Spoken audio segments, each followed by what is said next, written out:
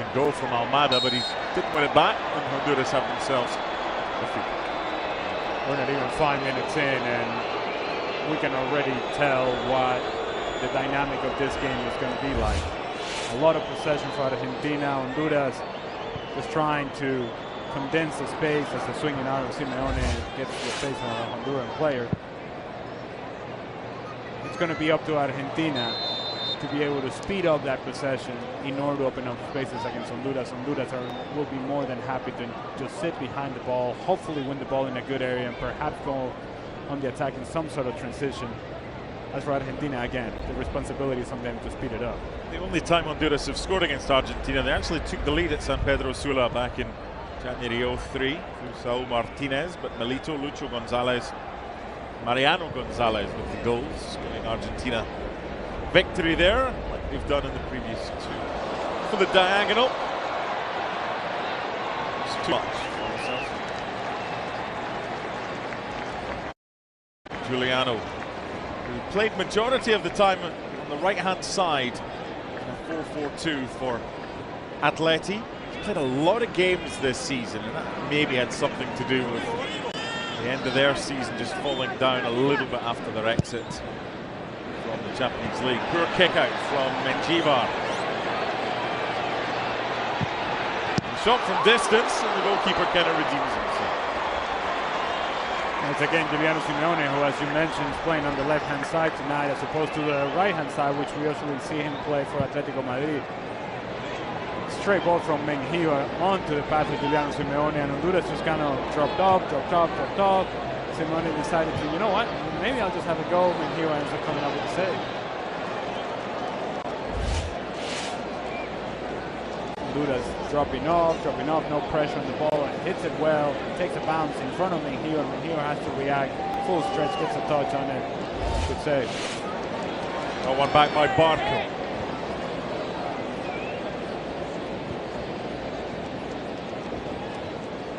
Sandro.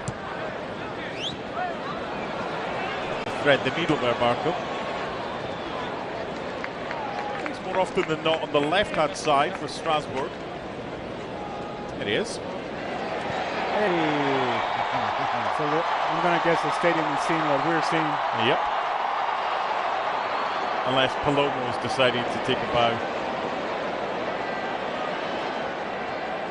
Got that caught between his feet a little bit. Kaza.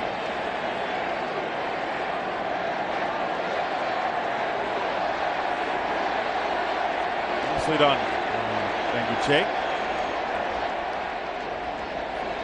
There were a few anxious people when Messi decided that he needed to be substituted playing for Inter Miami a couple of weeks ago. And for good reason. Of course.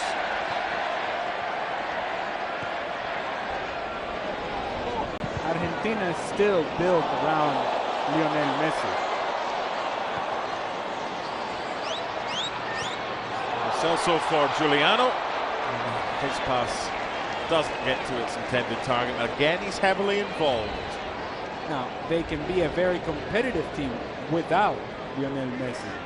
But with Messi playing at his best, even at this point in his career, he can still give you that moment, the special sauce, the special moment of magic that can open something up for you in the latter stages of the competition.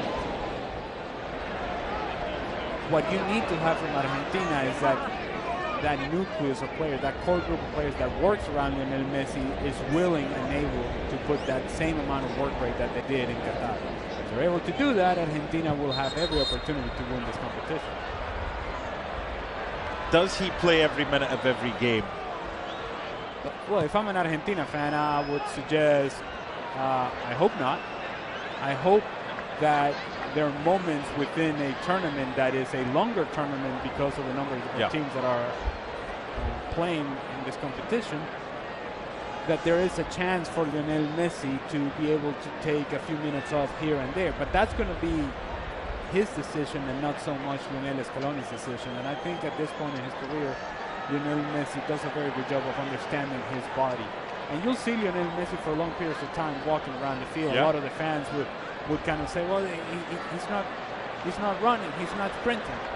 And perhaps what fans are unable to understand is that he's just finding his moment. He's letting the game come to him because he's not in a point in his career where he has to go and chase it. Rodrigo de Paul will have to go and chase it.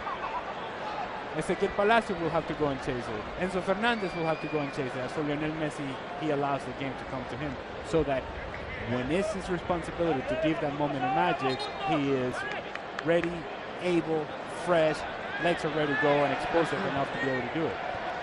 Honduras down to 10 men for now. Kervin Arriaga having received treatment for a back problem.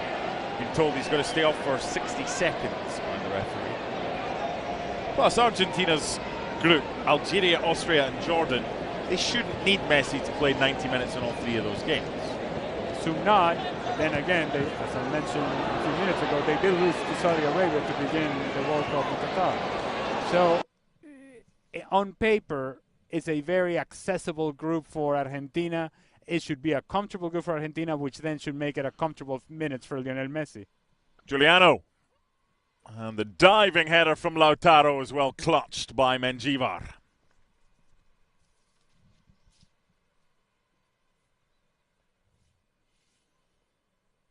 It's good build-up down the left-hand side. Good driving of the ball by Palacios. Brings his defender towards him. Good ball into the box, and Lautaro Martinez attacks it well. Hits it straight into the ground, and Mendjivar comes up with a save. Well, one back.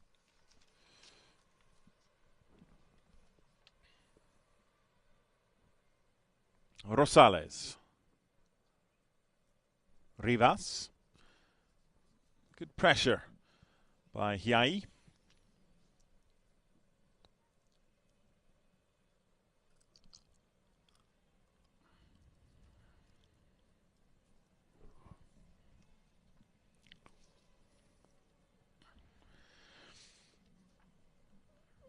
Interesting point you made about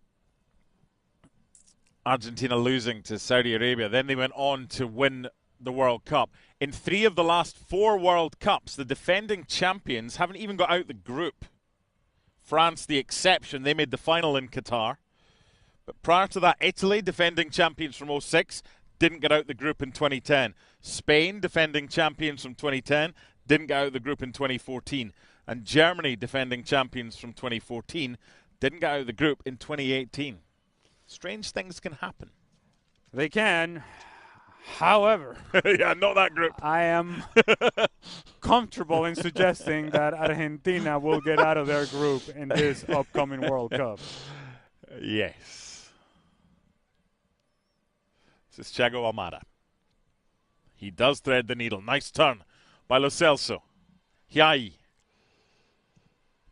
Good block, but Lautaro at the second attempt. It'll be a corner. It could have been a lot worse for Honduras. Again, good build-up. Lo Celso does well in getting himself turned away from pressure, understanding where the space is and where the run is coming from Agustin Hiai.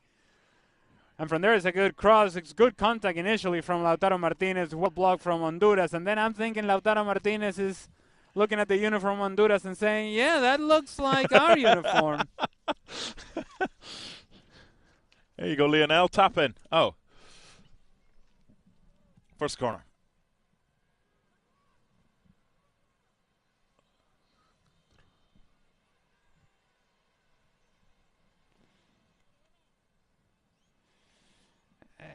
You asked at the beginning of the game about the importance of this match for a few of these players. Yeah. And if you go back to the 2022 World Cup, say a guy like Enzo Fernandez, he wasn't starting to begin with.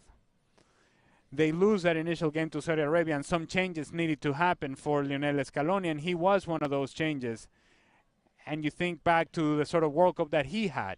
I wonder who the equivalent of that player is in this team currently that we're watching from Argentina. Who's that guy that is going to come in and make such a difference like Enzo Fernandez did or McAllister did in that World Cup for Argentina?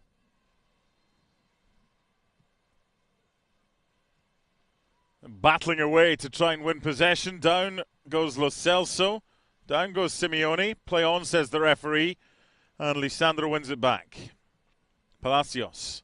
Moving it quicker. Moving it well. Barco. Hiai. There'll be another corner. I spoke to you about Lionel Messi. How long will he play? Hopefully we get the chance to see the young man Nico Paz. Mm-hmm. What a season he's had in Serie A with Como, who'll be playing in the Champions League next season under Cesc Fabregas. Quickly taken and overhit for Nicolas Otamendi. Yeah, the problem that Nico Paz has is everybody in front of him. Lionel Messi. Yes. What a season he had. You mentioned for Como and the confidence with which he played, the creativity, productive, scoring goals, scoring big goals for Como, and just overall a source of creativity for that team in the attacking half. I'm just not sure as to how many productive minutes he will have during the World Cup if Messi is indeed playing the majority of those minutes. Good battling from Rigoberto Rivas, but he's not getting what he wanted, and that's a throw-in. Quarter of an hour gone. It's goalless, as expected. Most of the ball with Argentina, but no way through just yet beyond Mendjivar.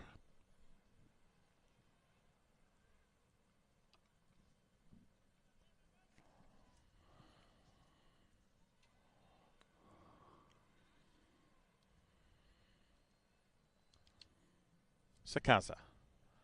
Melendez.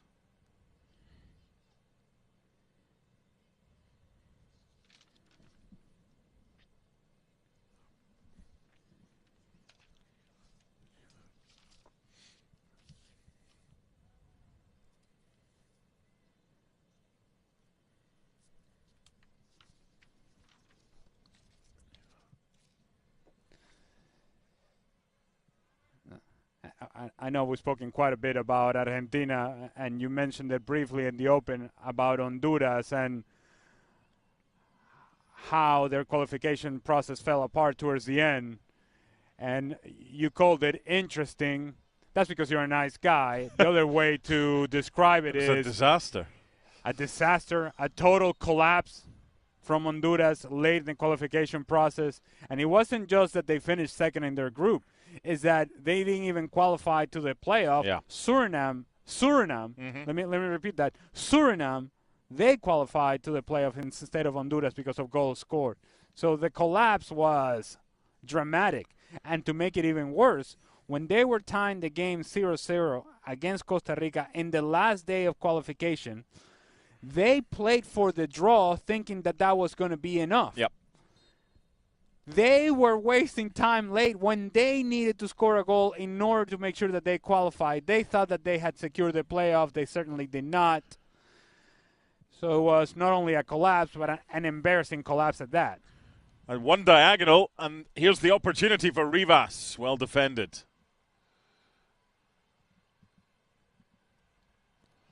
Rosales. Opportunity here, and not too far away.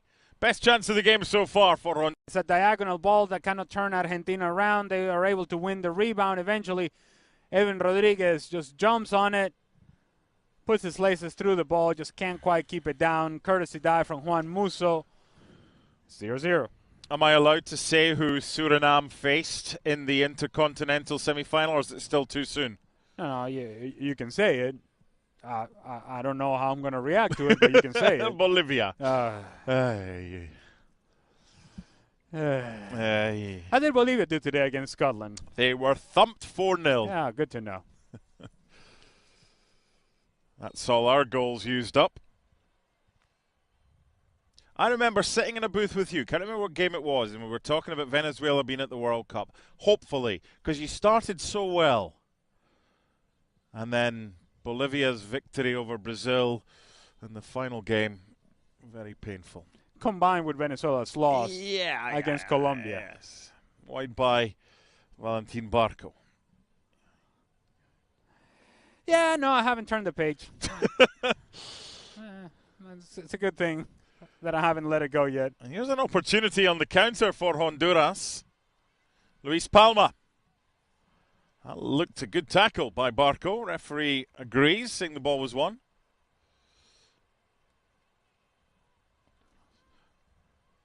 They've still got bodies forward, Honduras, so that could be problematic. Not a good ball in for Lautaro. And away comes Moncada. And I agree with Lautaro Martinez. As Thiago Almada is driving with this ball forward and Simeone has made the run out wide, just play it out wide.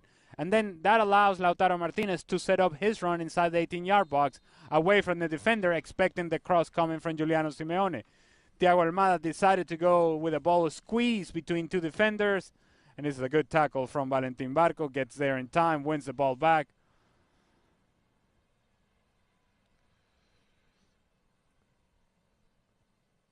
"20 minutes gone, goalless." This is Rivas. Started to come into this game a little bit more. Honduras, it would have been a foul. Referee playing the advantage. Now, Moncada with trickery and pace, but no end product there for Benguche. It's not the worst ball from Moncada. It puts it in between the defenders. It is then the responsibility of Benguche to try to split the defenders and get there ahead of Otamendi. He does not. It's going to be very difficult from Moncada from that sort of angle to get the ball around Otamendi and into the back post. Benguche could help him a little bit more. It was excellent close control to begin with by Lautaro. He feels he was fouled. He wasn't. Honduras come away with it and then give it away. Scaloni, the coach, clearly was asked about Messi at the press conference, said he'll get some minutes, whether it's this game or whether it's the game against Iceland in Auburn, Alabama on Tuesday. Supporters that have paid a lot of money for tickets for this one are hoping it's the former rather than the latter. And for those that have spent a lot of money to go to the game in Auburn on Tuesday, they'll be hoping it's both. Here's Lo Celso. Tell you what, Argentina are doing the college tour. They are, right? Texas A&M, Auburn. Not bad.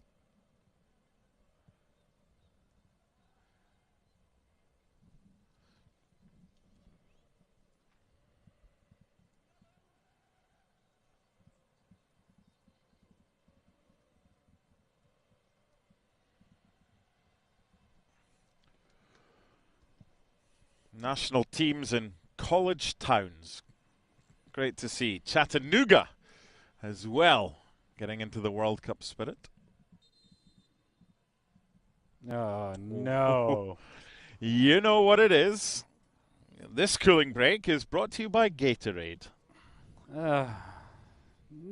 It's hot, Ali. It's 83 degrees. These cooling breaks are going to kill my spirit during the World Cup. I'm telling you right now. What was quite funny last week, Scotland played Curaçao at Hampden.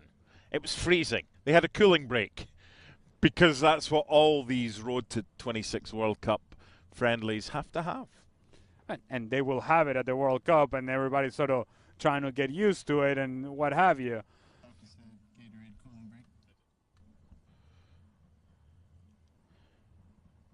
Oh, man. As a coach, instead of two halves, it's basically 4 quarters now. Does that change in any way your setup? I mean, I suppose this is the equivalent in basketball of a 20-second timeout, if you will. Maybe. In that regard. It depends how the game is going. If you're flying and you have rhythm and you have momentum, you don't want to stop, regardless of how hot it is. If you're struggling and you're under pressure, yeah, you'll stop. You'll stop for as long as they let you stop. I don't know how much a manager can influence decisions on the field while the game is going on, so I suppose the cooling break allows you to have conversations more more detail with the players and kind of deliver a fresh message that perhaps is different than the message that you deliver in the locker room. Yeah, it's a little easier when you've got a predetermined opportunity to deliver a message to everybody you want to, rather than, pass this note or speak to the guy on the far side, tell him I need that to happen. Plenty Hondurans, but even more Argentinians in attendance at Kyle Field in College Station. Not quite as many here as came to see the King of Country, George Strait, in the summer of 2024. 110,000 tickets. Oh, man. You mean all my exes live in Texas? Yes. Oh, man.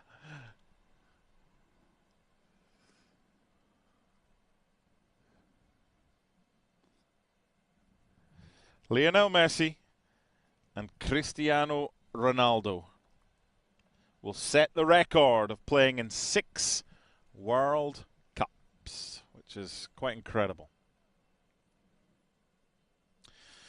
I was doing a piece for ESPN.com with Craig Gordon, one of the 3 Scotland goalkeepers, who's the oldest player in the squad. And we were talking about Ronaldo, and we worked it out. Portugal have to get to the final in 2030 for him to become the oldest player ever in the World Cup by 6 days. He'll be 45 at the time. Nice little flick from Lo Celso. Hiai. Well dealt with by Rosales. A little bit of patience there from Agustin Hiai would have allowed him to see that while Valentin Barco had made that run in behind, that had taken a defender with Barco and had opened a pass into Lautaro Martinez, who had the inside position on the center back. You play that ball, hold up play for Lautaro Martinez, you follow your pass, and now you're cooking if you're Argentina.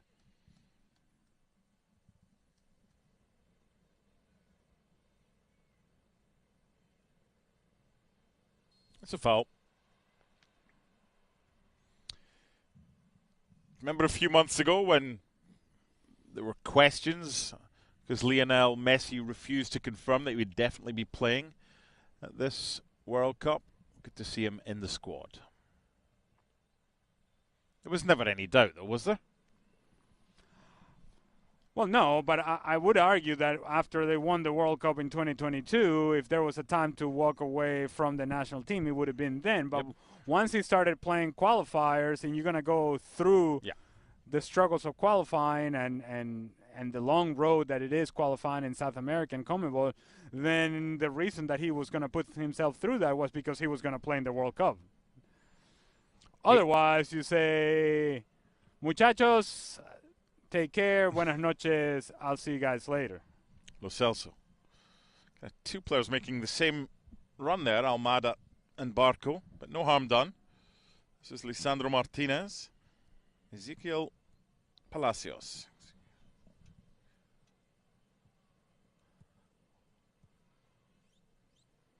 Kind of playing without that striker when Lautaro goes wide. Giuliano would come in field. The cross-in's comfortable for Menjivar. I'm going to tell you, I'm not loving this Giuliano Simeone in the left-hand side. No, just looks wrong. And I think for him, he's a guy that depends a lot on activity. And that activity comes natural to him down the right-hand side when he can just run back and forth. And it's in that activity that he creates chaos defensively for other teams. The likelihood is it'll be Nahuel Molina of Atletico Madrid that will start at right back. Got more action for you tomorrow on the road to 26, presented by Turkish Airlines. Morocco-Norway, 2:55 on ESPN Unlimited. I'll be joined by Rodrigo Faez for that one. Norway had probably the best team photo prior to the World Cup. Dressed up as Vikings with the longboat. I think they'll do all right at this World Cup.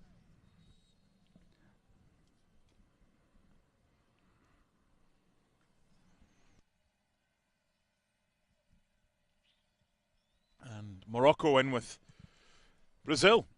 And? Haiti. And? Scotland. Ah.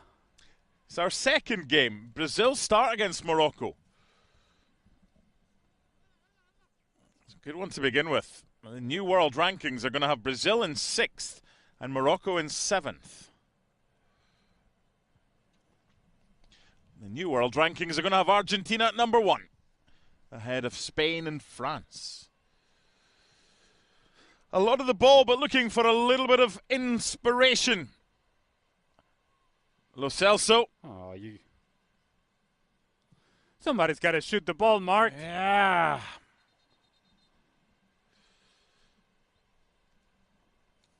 The moment this ball is laid off to Lo Celso, just hit it with your right foot. I know you're a heavily left-footed player. If you're Lo Celso, just hit it. Take a chance. You take an additional touch that allows Honduras to get numbers around the ball. They get crowded out. Opportunity gone, danger gone. Well, they got the shot off early doors from distance. Giuliano in the 7th minute from 25 yards, but that time just overplaying. Here's Rosales. Well, it should be a booking, and it is. Sometimes referees in friendlies might just say, come on. There's no real opportunity to let that one slip. Valentin Barco just gets the wrong angle. Once he gets on the wrong side, Joseph Rosales takes a touch around him. There is no other recourse other than fouling him. He's looked lively. They just need to give him more of the ball, Derek Moncada. Football in Colombia. He's one to watch. He's just 18 years old. He might need a little bit of treatment. I think he got the Lisandro Martinez treatment, who went with a swing and a miss on the ball, but he might have gotten quite a bit of Moncada. Barcos Leo.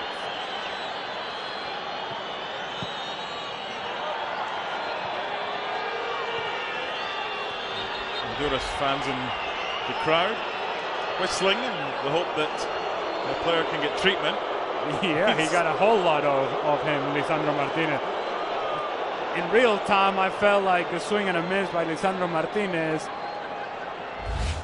was a swing and a miss on the ball and a whole lot of Moncada, and there it is. You were spot on.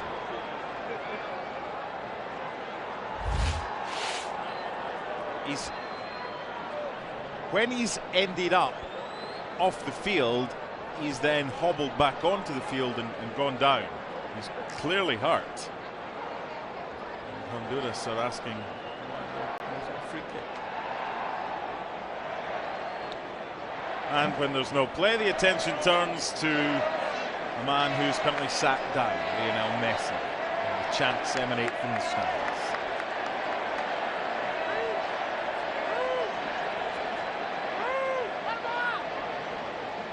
Tell you what, under different circumstances, I may be sitting here telling you that Lisandro Martinez could have been in danger here, but given that it's a friendly, it may be dealt with differently. We gave him the full turn. That ball is long gone, and there. He kicks him higher than the knee. Derek Moncada actually does Lisandro Martinez a favor in that he didn't go down initially. He just kind of popped up and then went down.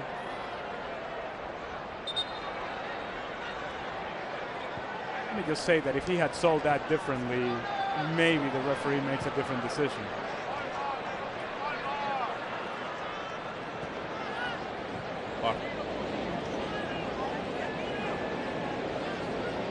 He's wearing the number 8 jersey tonight. It's probably going to be Enzo Fernandez wearing it during the tournament. Barco will wear 24, which is what Enzo's got on tonight. Right by Almada. Right for Lo Celso. That close. Not sure what Melendez was up to there, trying to play out of trouble. And the penalty's been awarded for the foul, which was committed inside the box. Lo Celso coming so close to the opener, but Argentina now have an opportunity from about 10 yards closer because of a clumsy bit of play from Christopher Melendez. There's a reason as to why Lo Celso wants to take the shot with his left foot, which he did so very well off the crossbar and out. I mean, he was scrambling, he was never going to get there, and then Tagliafico, after the missed clearance from Melendez, Tagliafico is able to regain possession of the ball. And as Melendez tries to make a challenge, kind of dangles his leg out there, does make some contact, steps on Tagliafico. It is a foul. It is a penalty. Some would say it's a penaltito. maybe the referee's going to take a look at it. I wonder if there's a handball in here as well, and I think that might be what Melendez was complaining about. Let's see what we have here. Oh boy.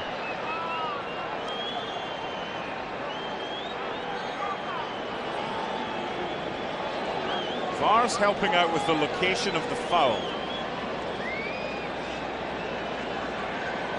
If it's indeed a foul, it was inside the 18-yard box from Melendez. And you called it correctly. It was clumsy challenge, unnecessary challenge from Christopher Melendez. And it comes from his own turnover, his own failure to clear the danger. Penalty.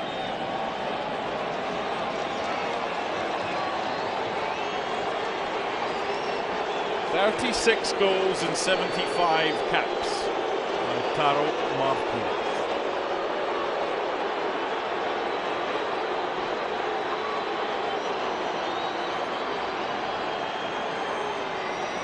Slightly off-putting when you see the back of the net kind of only goes halfway along where the actual stanchion is, but anyway, it's by the bars. It's Lautaro Martinez against Edric Menjivar. And it's 1-0 Argentina. 37th international goal for Lautaro. Applause from Messi and co. And the deadlock is broken in College Station.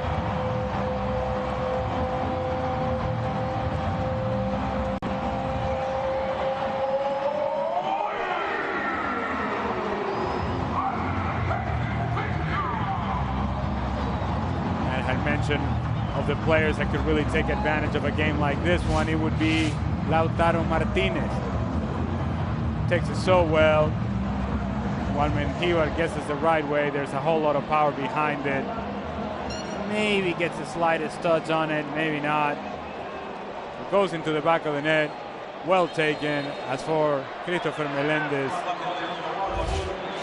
failure to clear the danger to begin with, and then clumsy challenge that catches the top of the foot of Tagliafico. It is a penalty, well taken by Lautaro Martinez, 1-0. He does, with hindsight, have the opportunity just to get rid. He clearly thinks he has the ability to take a touch and get beyond his man, which he didn't. Foul. Lo Celso, and the penalty awarded. Deadlock broken. Lautaro for his 37th international.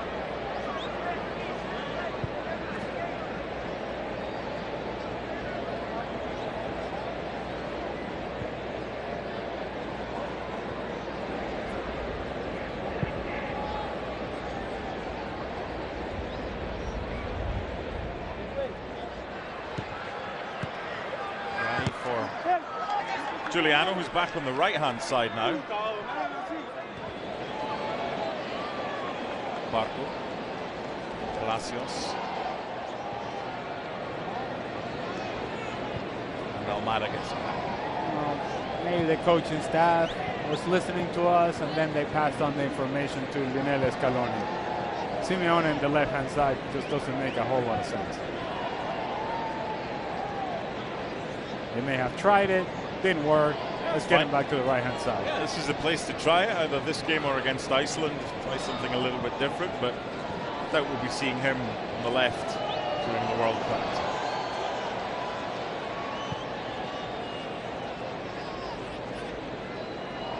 Just watching a conversation there between Barco and Yai. The right back getting forward, and Barco's like, "I got you." Just sat a little bit deeper.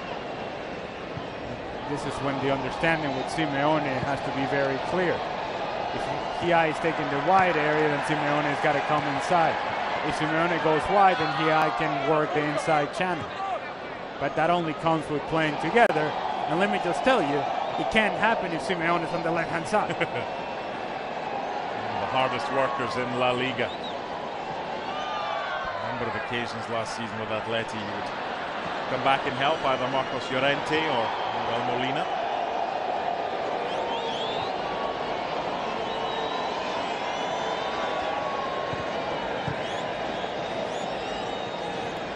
So why you do all these drills, Honduras, in training. Because you've got the balls, because you're defending against a team with a lot of possession.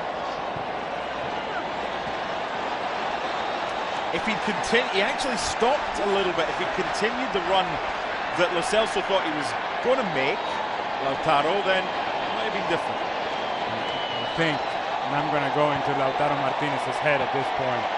Once Lo Celso took the touch that he took, it felt like the touch was further back than what Lautaro Martinez wanted.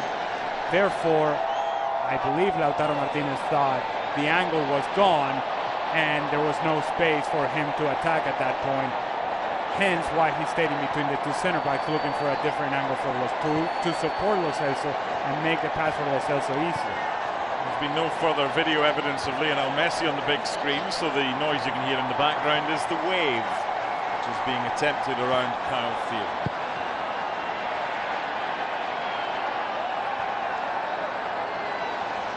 Good from Giuliano. Good through ball for Lautaro and good goalkeeping from Menjivar.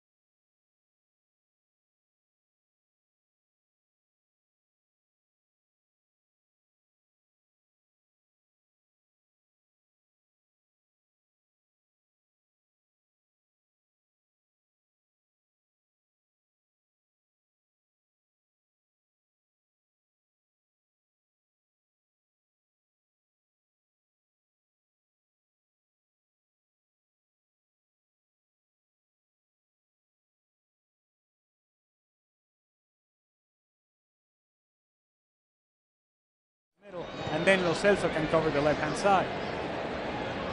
Super crowd in attendance for this one.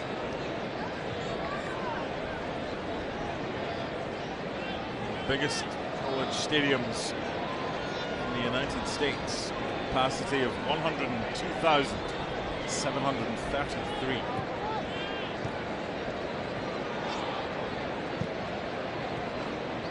Palacios. Barco. Imperfect. Caliafico. It's the corner. Melendez. Second of the game. The Albi Celeste.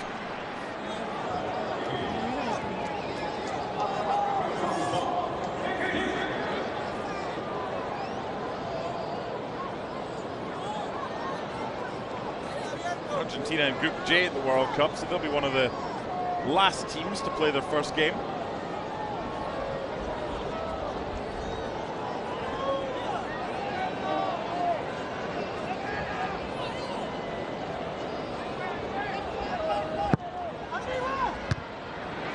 penalty call from Rigoberto Rivas.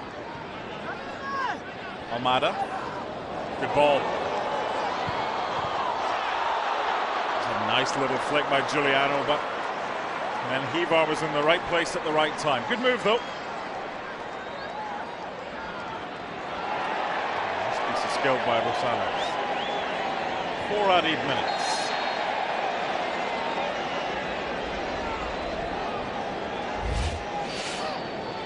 Corner kick brought to you by Enterprise.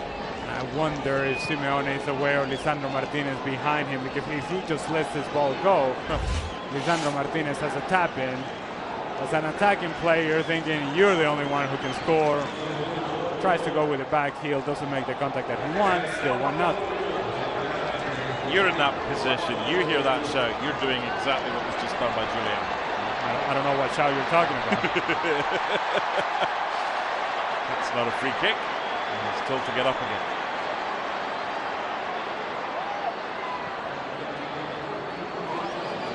It didn't quite work out in that sequence, but that sort of run from Gennaro Simeone, it creates chaos.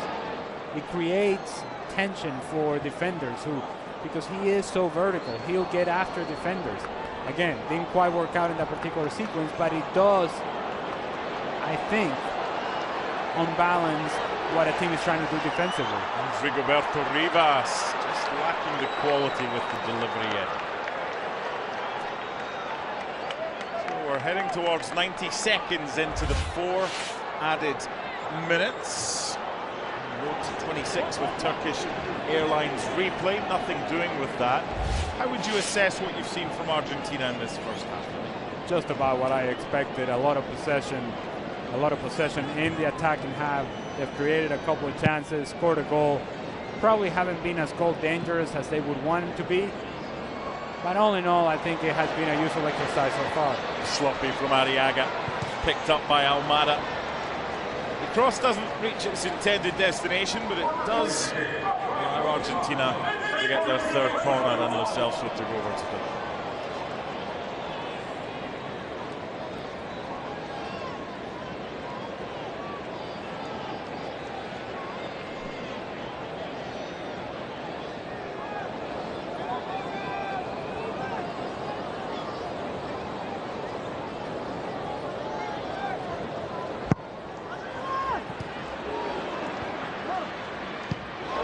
What an effort. And that took Mendjivar by surprise. And Lisandro Martinez, who wanted the ball left by Giuliano a couple of minutes ago, does this.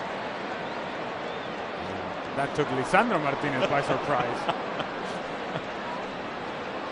It makes no sense to try this in this sort of circumstance as he is facing completely away from goal, but the ball had dipped. It had Mendjivar scrambling a bit. Good effort.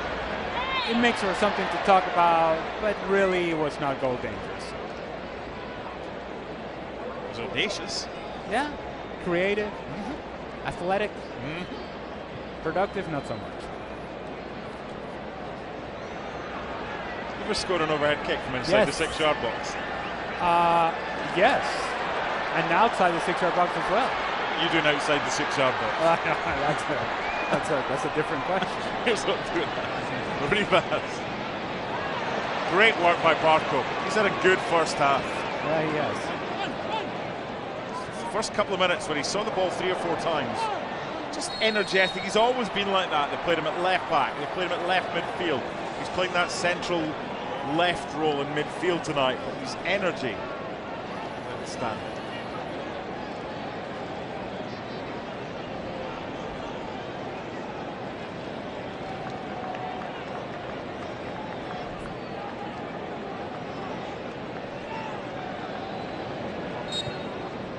That'll do us for a first half that sees Argentina with the lead given to them from the penalty spot by Lautaro Martinez in the 37th minute. Lo Celso's effort from outside the box hit the bar. Melendez with the foul, trying to clear it. Penalty kick was awarded, and after a 2.5-minute delay, that man got his 37th goal for his country. And the former Spain goalkeeper, Jose Molina, now in charge of Honduras, sees his team trailing at half-time by 1 goal to nil.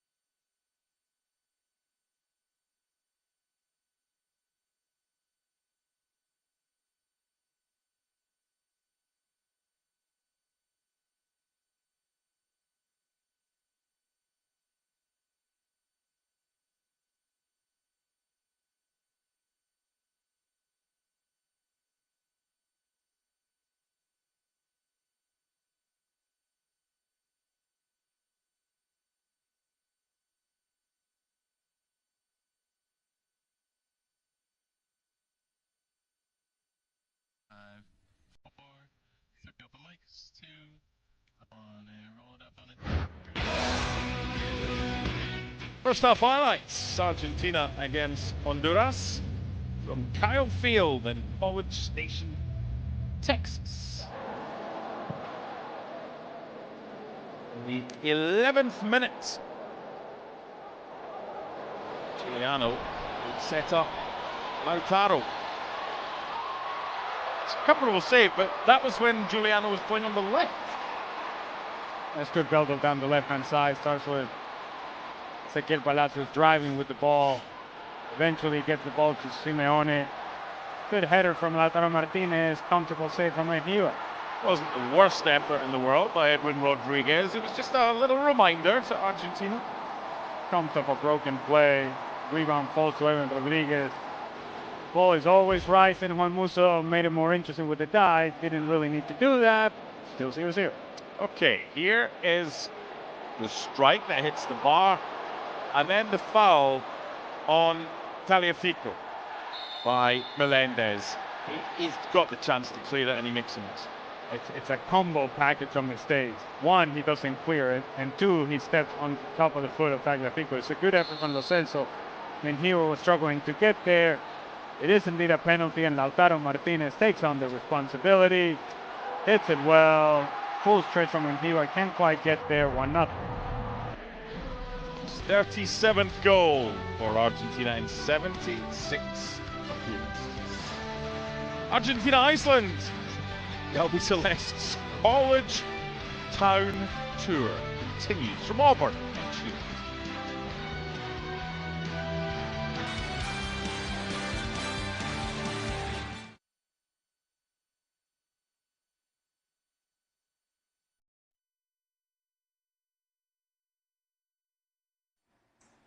Welcome into our ESPN FC studios, Kay.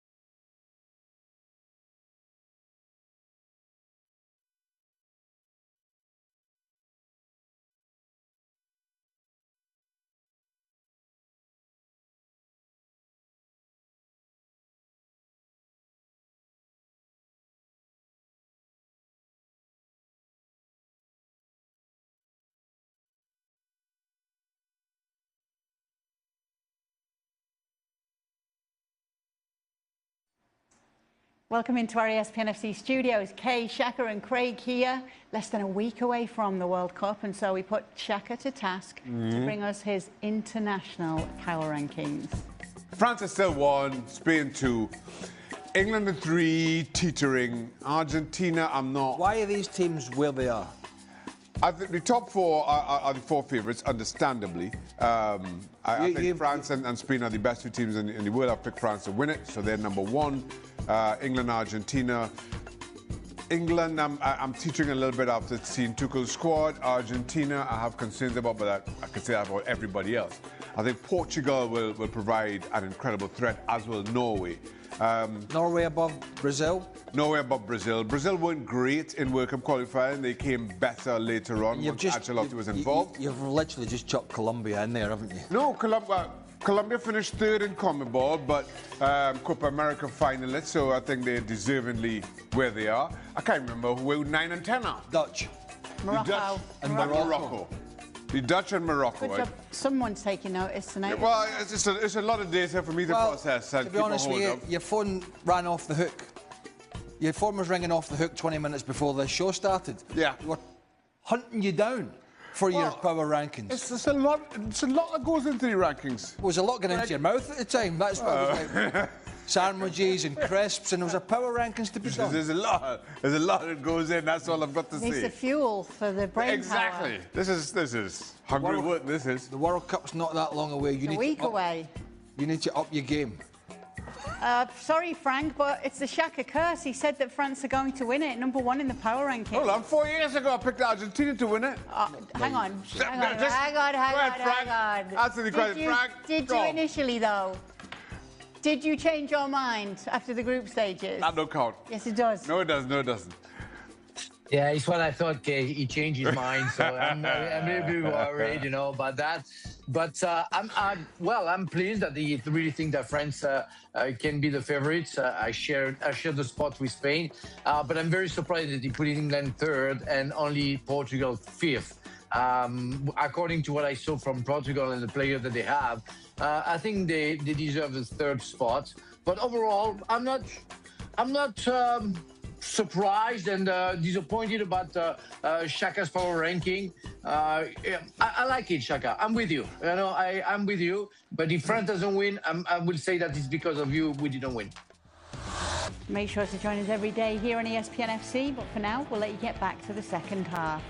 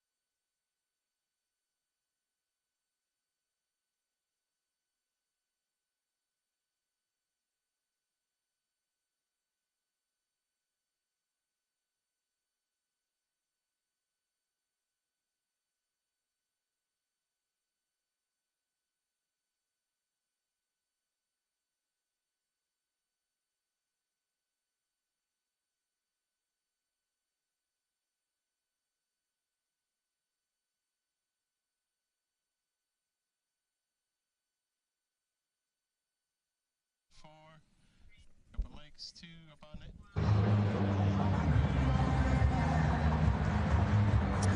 Argentina leading by 1-0, but that certainly has dampened the spirits of those Honduras supporters.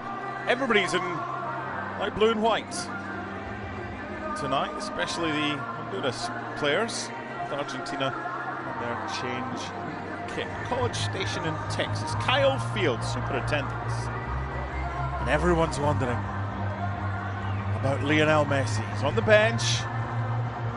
Will he stay there? Will he get some minutes? There are a number of Argentina youngsters who aren't in the 26-man squad but are on the bench tonight. Nicolas Capaldo, Ignacio Ovando, Simon Escobar, Tomas Aranda, and Joaquin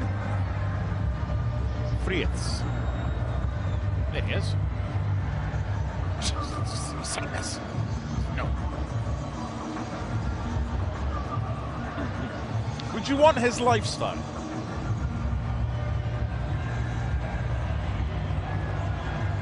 Yeah. Yeah. but everything that goes with it. You can't just take bits of it. It's all or nothing. Yeah, okay. But then again, I am very comfortable staying in my house. You have a lovely house. And let me tell you, if I had the budget that Lionel Messi has, I would really make a nice house with everything that I need and want.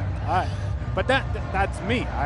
Other people may have the need to go and interact with the world. I don't feel that need, just even now in my regular life. So I could make it work.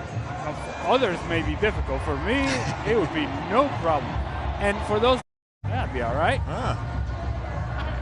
I could make it work. I mean, you do get a taste of Messi's life when you come into to do an ESPN FC show. Everyone in the corridors throwing things at you. Can you sign this, Ali? Well, yes, but you know what? Somebody's got to do it. I know. It's tough work. Somebody's got to do it. And why not me? I was talking to someone about one of your phrases, and I mixed up your metaphors. I said, where your grandmother lays her eggs. Oh, no. It was just no. No. Goodness. So my grandmother hangs her clothes. I know, and where the spiders lay the eggs, but it's mixed metaphor. I love your phrases, I just didn't get them right. There you go. In the meantime, Rodrigo de Paul is coming on the field. Yes, indeed. Chester hat. You get away with that. You go to the football. It's the only place you get away with that. Home of the 12th man, the Aggies. Thanks for saying that. Rodrigo de Paul is coming on. 19 of Argentina's 26-man squad have been called up for this one. They are stripped. We shall be seeing this young man. Now, he's very interesting because he's got a famous dad, Maynor Figueroa. He plays for Liverpool reserves, Keirol Figueroa. He was a former US under-20 international. And he moved to the Liverpool Academy from FC Dallas in 2016. We shall be seeing him shortly. Rodrigo de Paul comes on for Argentina, as does that young man, Facundo Medina, of Boca Juniors. I say young, he's 27, but when you get to my age, everybody's young. So a couple of changes. Figueroa, looking forward to seeing him.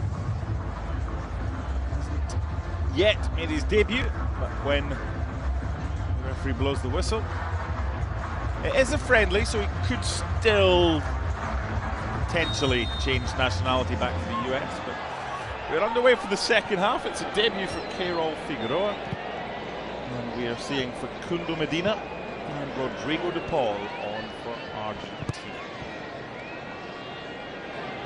Speaking beforehand about just make sure everyone comes through unscathed. From an Argentina perspective, ahead of their World Cup opener against Algeria, Tuesday the 16th in Kansas City. Don't see any need for that change. Nice little flick from Lautaro, and they move it quickly to the left-hand side. This could be an opportunity for a second goal, and very close. Really nice move, and Almada unable to apply the finishing touch, but he did get some sort of touch. Beautiful touch, really, and I look for Facundo Medina. His first participation and involvement in the game finds the run of Almada, and I'm thinking Thiago Almada doesn't need to take it first time. He actually had more time than he realized. He could have brought the ball down and give himself a better opportunity. Rushed the attempt, didn't make the contact that he wanted, still 1-0.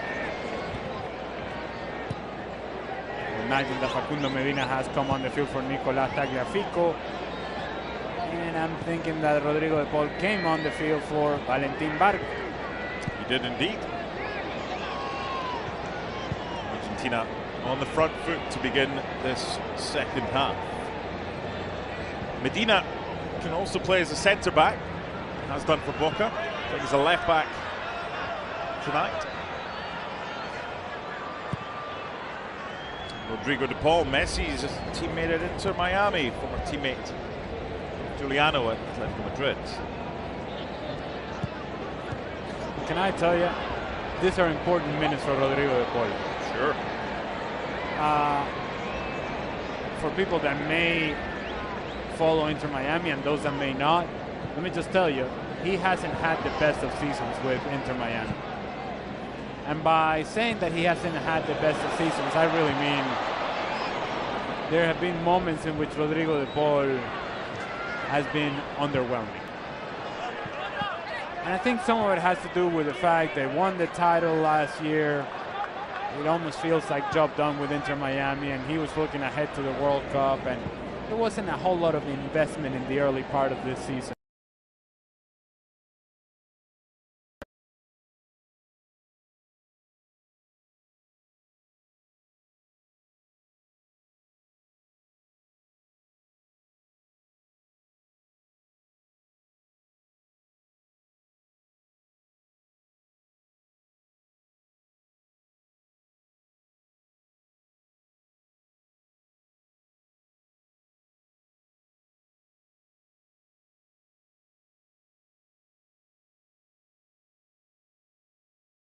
Come to Major League Soccer over the years.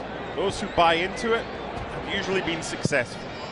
Those that don't, they don't always last. Fell season and closed the season really well with Inter Miami, scored a goal.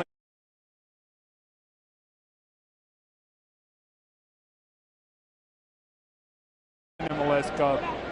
But the start of the season has been very uneven for Rodrigo de Paul, and I suppose you can make that same argument for all of Inter Miami. But his performances individually, you're expecting a whole lot more. So what? And Argentina are going to need a whole lot more than what he has given Inter Miami so far this season. The foul on Queiroz Figueroa and the yellow for Lautaro. He had that challenge on Derek Moncada in the first half that he got away with. He didn't get away with this. Ooh, ouch. Yeah, that'll do it. He's late. Comes over the top of the ball. Thiago Almada has more time. He's unable to bring the ball down. If he just takes a correct touch with it, stretching. It's a good move. I think he can bring the ball down, and if he brings the ball down, then he gives himself a real opportunity. It wasn't the best touch on the ball.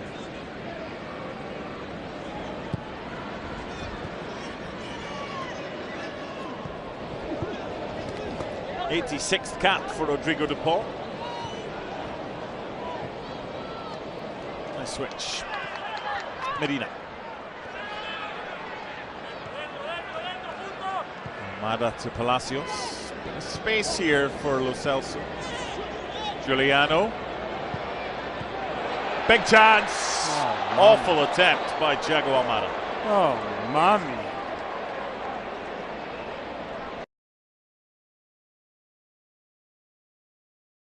To rush, at some point they're going to come and close me down, and eventually he gets it all wrong. He had a underwhelming first season at Atletico Madrid following his move from Botafogo. A lot of talk that is one and done in Spain, and he might be on the move again. Seen Atleti, if you're not going to be an integral part of their future plans, they'll make sure they don't lose money on you. They'll either get what they paid, 21 million, or a little profit. They'll not hang around any players that they seem as potentially surplus to requirements. What I would say about his performance with Atletico Madrid this season, one, injuries were a problem, but yes. Beyond that, I don't think he ever really found what his role was in the team. Nope, I don't know what position he was best at in that setup. Correct. And so it's almost as if he's like, well, it's not quite a winger type, but he's not really an underneath guy. So he's not a guy that can have just freedom to do whatever he wants. And if it's not well defined with Simeone, he's not going to go out of his way to define it for you.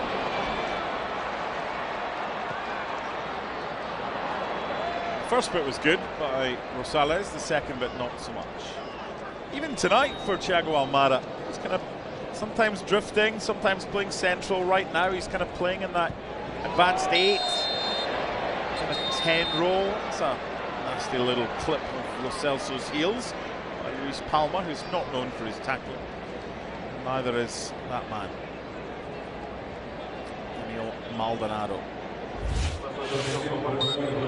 Similar to Lisandro Martinez, he's late, the ball is already gone. It's clearly foul and a yellow card.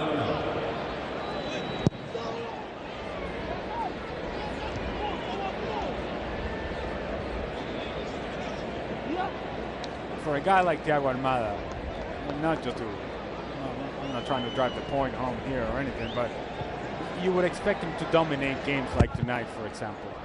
That he would be able to really stand out above moments, but you never really get the sense of, man, this guy is something else. At least not based on what we have seen today or what we saw with Atletico Madrid. Here's Rodrigo de Paul trying to be the conductor of the orchestra. Lautaro. Juliano had made the run through. Just to reset, makes another run. Lautaro. Casa gets there first, and a heavy touch. Throw in for Argentina. It's a good bit of pressure, this. The Albi Celeste.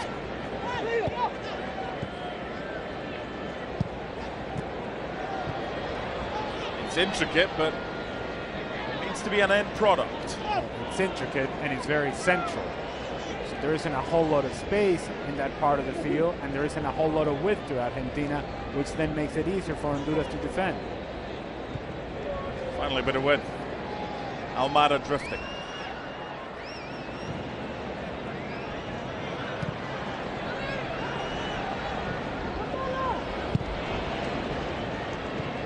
Say one thing about Jose Molina, he's got his Honduras team very well drilled. They know the roles.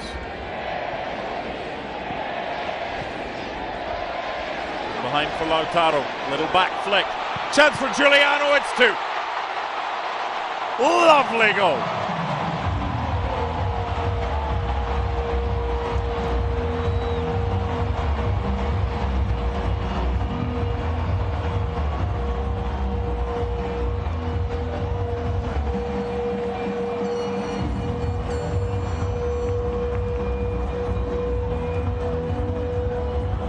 If you remember in the first half, Mark, I talked about skipping the pass out wide and finding the pass inside towards Lautaro Martinez.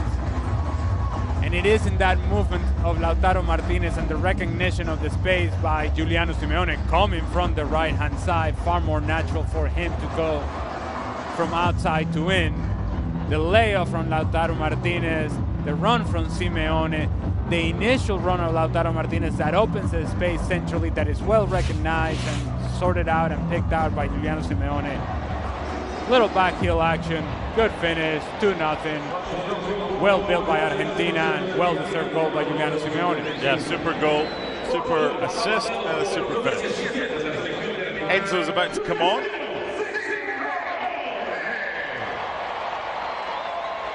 A lot of Argentina fans in attendance.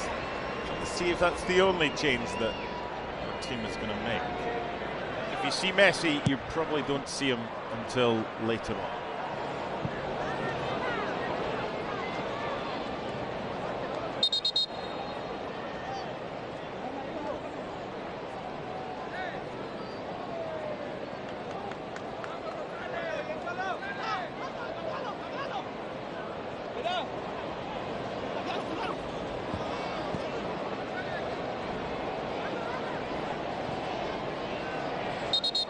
Honduras ball. The first 10 minutes of the second half, Argentina were very good. Cristian Romero, Alexis McAllister, they're not exactly weakening their team.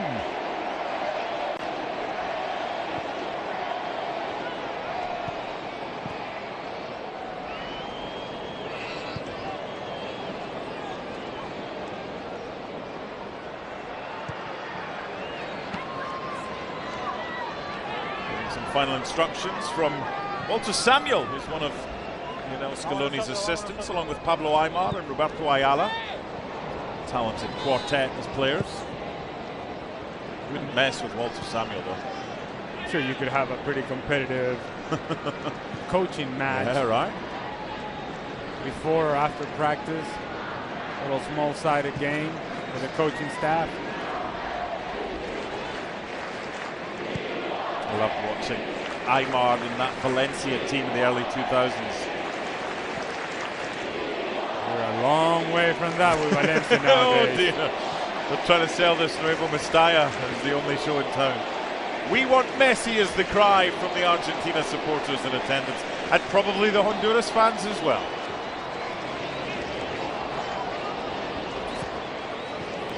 Yeah. The fans at the stadium cannot hear me, but I would suggest that I wouldn't hold my breath. No, and if you get a glimpse of him on the field, it shall not be for long. Wide by Rodrigo de Paul.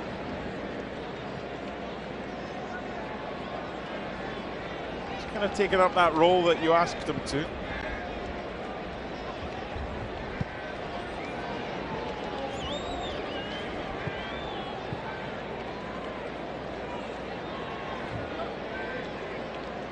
Here's the thing with Thiago Almada. He's taking more of a central position here, right? And he's a guy that is supposed to give you some width down the left-hand side. If he's tucked all the way in, that means that Medina has to give you the width down the left.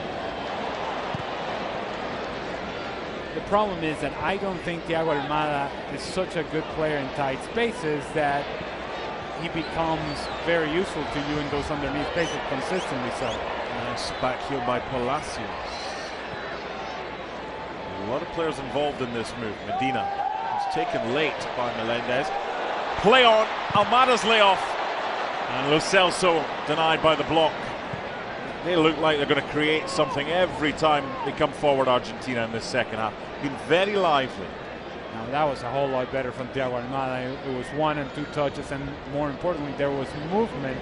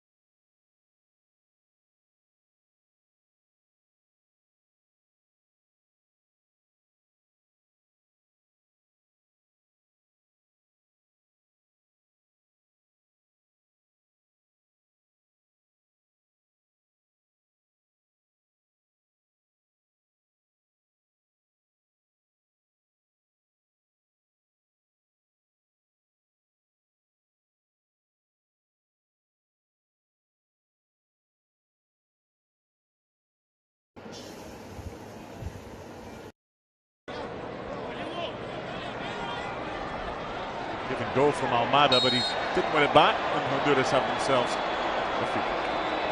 We're not even 5 minutes in, and we can already tell what the dynamic of this game is going to be like. A lot of possession for Argentina. Honduras just trying to condense the space as the swinging arm of Simeone gets to the face of a Honduran player. It's going to be up to Argentina to be able to speed up that possession in order to open up spaces against Honduras. Honduras will be more than happy to just sit behind the ball, hopefully win the ball in a good area, and perhaps go on the attack in some sort of transition. As for Argentina, again, the responsibility is on them to speed it up. The only time Honduras have scored against Argentina, they actually took the lead at San Pedro Sula back in January 03 through Saul Martinez, but Melito, Lucho Gonzalez, Mariano Gonzalez with the goals, giving Argentina victory there, like they've done in the previous two. For the diagonal. It's too much for himself. Giuliano, who played majority of the time on the right-hand side in a 4-4-2 for Atleti. He's played a lot of games this season, and that maybe had something to do with the end of their season just falling down a little bit after their exit from the Champions League. Poor kick out from Menjivar. Shot from distance, and the goalkeeper kind of redeems himself. It's again Juliano Simeone, who, as you mentioned, is playing on the left-hand side tonight as opposed to the right-hand side, which we usually see him play for Atletico Madrid. Straight ball from Mengío onto the path of Juliano Simeone, and Honduras just kind of dropped off. Simeone decided to, you know what, maybe I'll just have a go. Mengío ends up coming up with the save. Honduras dropping off, no pressure on the ball, and hits it well, takes a bounce in front of Mengío, and Mengío has to react, full stretch, gets a touch on it. Good save. Got one back by Barco.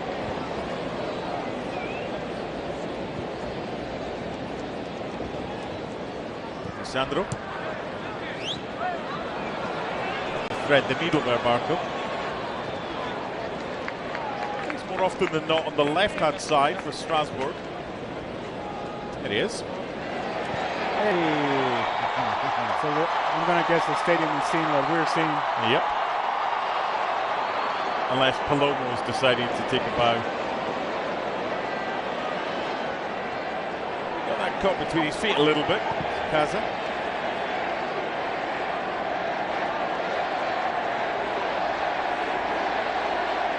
Nicely done. Thank you, Che.